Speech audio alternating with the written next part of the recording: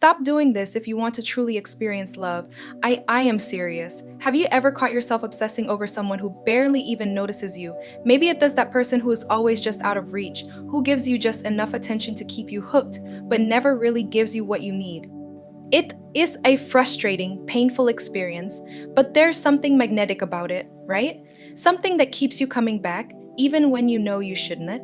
But here is the hard truth: everything you think you know about this kind of love is wrong. That obsession you feel, that intense, almost desperate longing, it does not love. It does a trap. And the longer you stay caught in it, the more you lose yourself. So why do we do it? Why do we keep chasing after people who don't that want us, who don't that value us, who don't have us back? Let this break it down piece by piece. It is like being a moth drawn to a flame, beautiful, hypnotic, but ultimately destructive.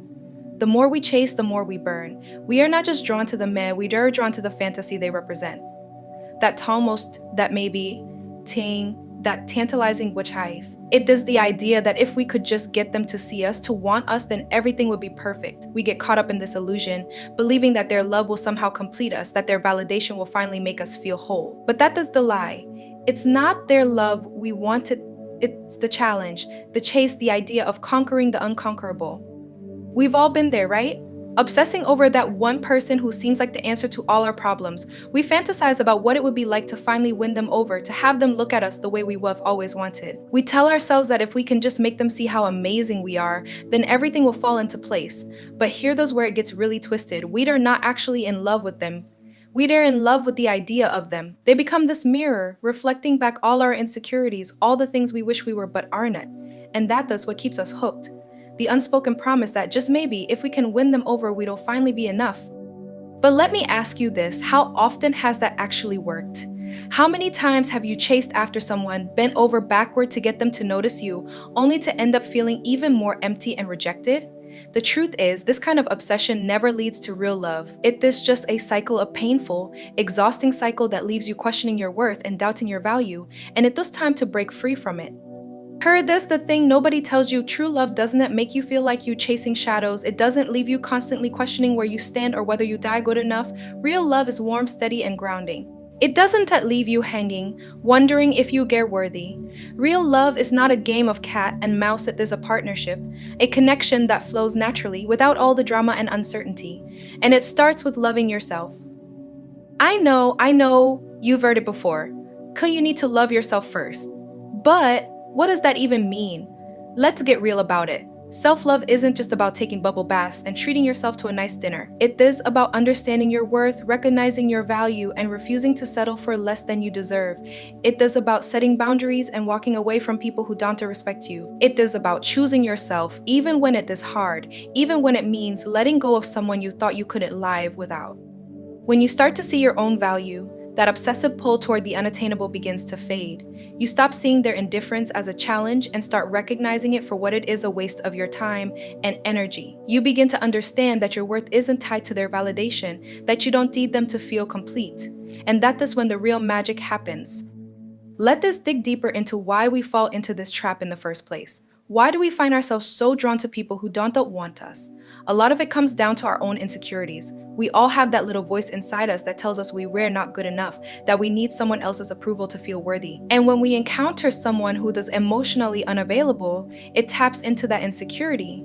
It makes us feel like we have something to prove, like we need to earn their love to validate our own self-worth. It is a vicious cycle, and it is one that many of us don't even realize we were caught in. But here's a secret no one told you: the love you are seeking, the validation you are craving, cannot be found in someone else. It is something you have to find within yourself. When you learn to love yourself truly, deeply love yourself, you stop looking for that love in other people. You stop chasing after those who don't see your value, because you already know your worth, and that is when everything changes. Think about it like this: when you love yourself, you set the standard for how others should treat you. You are no longer willing to settle for breadcrumbs of affection or half-hearted attention. You demand more because you know you deserve more. And that is when you start attracting the kind of love you always wanted, the kind that doesn't leave you guessing, doubting, or hurting. Now, let us talk about what self-love really looks like in practice. It It's not just about saying, I love myself, team, and calling it a day. It is about taking action every single day to show yourself that you matter. It is about making choices that prioritize your well being, even when it is tough. It is about surrounding yourself with people who lift you up, who see your value, who respect your boundaries. It is about letting go of those who don't that, no matter how much you think you need them. Self-love is about embracing your imperfections, your flaws, your quirks, and understanding that they are what make you uniquely you. It is about looking in the mirror and seeing someone who is worthy of love just as they are. It is about forgiving yourself for past mistakes, for the times you settled, for the times you put someone else's needs ahead of your own. It's about learning to say no to the things that don't serve you and yes to the things that do. And most importantly, self-love is about being kind to yourself. We are often our own worst critics, constantly beating ourselves up for not being perfect, for not being enough. But the truth is, you are enough just as you are. You don't need to change for anyone. You don't need to prove anything to anyone. You just need to be you fully and unapologetically.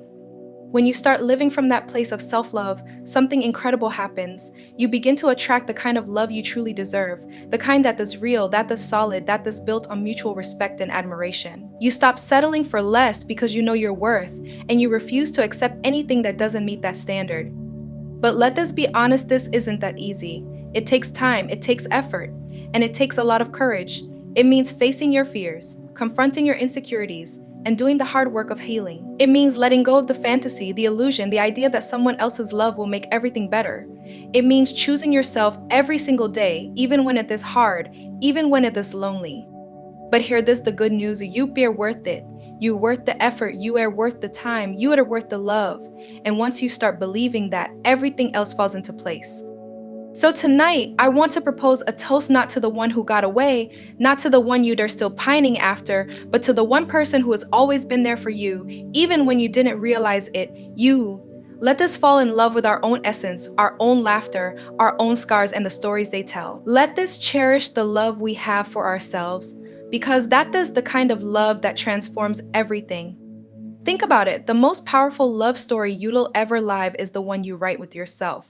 The moment you stop chasing after someone who doesn't see you, who doesn't value you, is the moment your power. And that does when you attract the kind of love you truly deserve, one that doesn't leave you guessing, doubting, or hurting. Because here's the thing, the deepest seduction isn't about capturing someone else's heart, it is about embracing your own. When you love yourself with the same intensity that you once reserved for those unrequited crushes, you'll find that the love you'd been searching for all along was within you, waiting to be discovered. It's not about winning someone else over, it is about winning yourself over. It is about looking in the mirror and seeing someone who is whole, who is complete, who is enough. So hear this to us brave souls who are learning to love not out of desperation but out of choice. Because at the end of the day, the most important heart you could ever conquer is your own. And once you do that, you will realize that the love you were searching for was never out there, it was inside you all along. Remember, the journey to self-love isn't a destination, it is a lifelong adventure. There will be ups and downs, there will be moments of doubt, but every step you take brings you closer to the kind of love that truly matters, the love you have for yourself. And once you two found that, everything else is just a bonus. So go out there, live your life, love yourself fiercely, and never settle for anything less than what you deserve. Because you are enough just as you are, and you don't need anyone else to validate that. You just need to believe it. And when you do, you'll see that the world is full of love, waiting to be discovered, starting with the love you have for yourself.